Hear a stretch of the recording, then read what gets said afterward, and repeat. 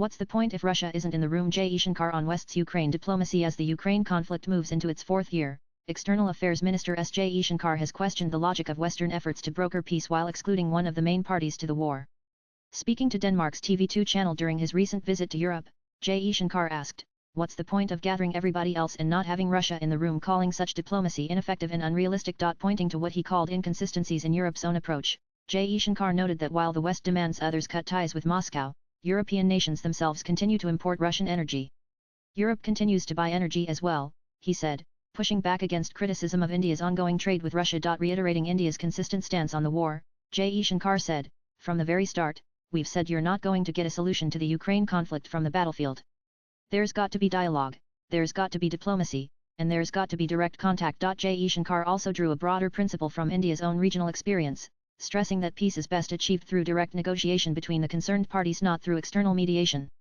When asked about US President Donald Trump's approach to India-Pakistan tensions, Jaishankar clarified that the ceasefire understanding was the result of military pressure and direct talks, not outside intervention.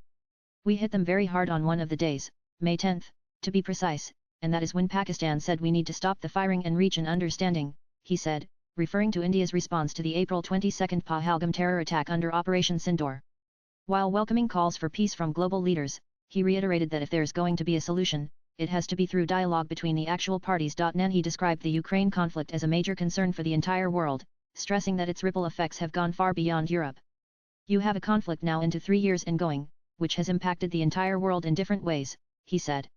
Calling it a crisis with second-order, third-order consequences, Jaishankar noted that it had messed up the global energy situation, and led to serious challenges in food and fertilizer security for many countries. When the interviewer referred to Russia as a larger country invading a smaller one, Jaishankar responded by drawing a parallel to India's own experience with territorial violations.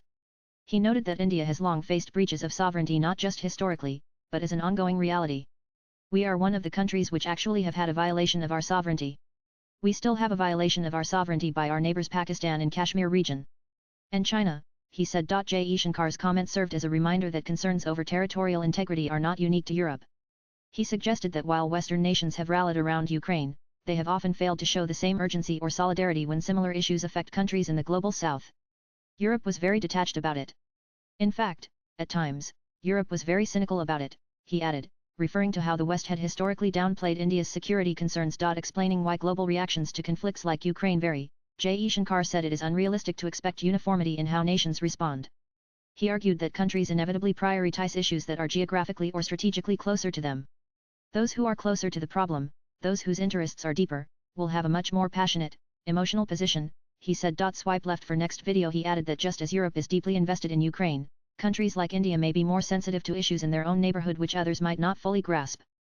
"I would get passionate about something close up to me, which Europe may wonder why are the Indians so agitated, or not just Indians, but somebody else as well," he remarked. He also underscored that diplomacy is not about imposing uniformity in response but about building shared understanding. In diplomacy, there cannot be an expectation that other nations will have identical responses. Diplomacy is about finding common ground.